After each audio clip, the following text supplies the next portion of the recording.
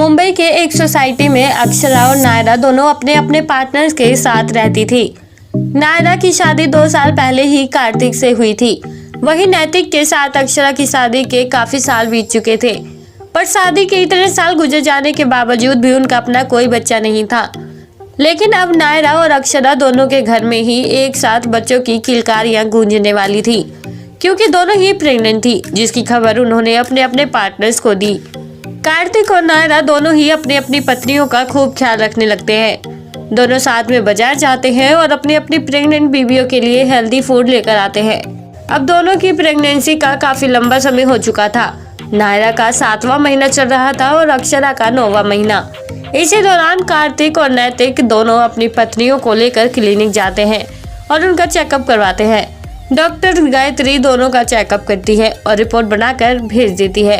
दोनों कपल्स घर आते हैं, तभी अचानक दोनों के घर में ही डॉक्टर गायत्री का कॉल आता है, जो इनसे कहती है कि चेकअप करने के दौरान उसे पता चला कि नायरा और अक्षरा में से कोई एक प्रेग्नेंट नहीं है, जिसकी वजह से डॉक्टर गायत्री दोनों को एक बार फिर क्लिनिक बुलाती है।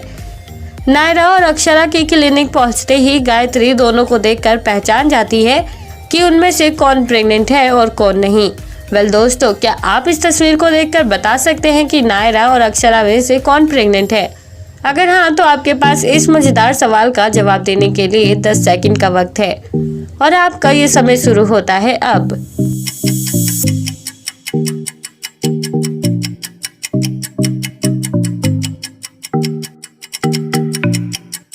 दोस्तों, अक्षरा और नायरा जब क्लिनिक पहुंचती हैं तो डॉक्टर गायत्री बहुत कोशिशों के बाद पहचान जाती है कि उनमें से अक्षरा नहीं बल्कि नायरा प्रेग्नेंट है, क्योंकि अगर आप इस तस्वीर को गौर से देखेंगे तो दोनों के बेबी बम में जमीन आसमान का फर्क है।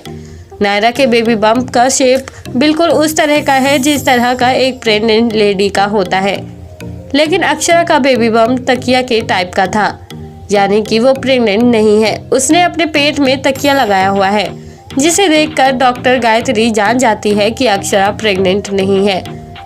तो दोस्तों, आपने इस पहेली का जवाब देने में कितने सेकंड का वक्त लिया? आप हमें कमेंट बॉक्स में कमेंट करके ज़रूर बताएं और साथ ही ऐसी और मज़ेदार पहेलियों के जवाब देने के लिए आप हमारे चैनल को सब्सक्राइब करना ना भूलें।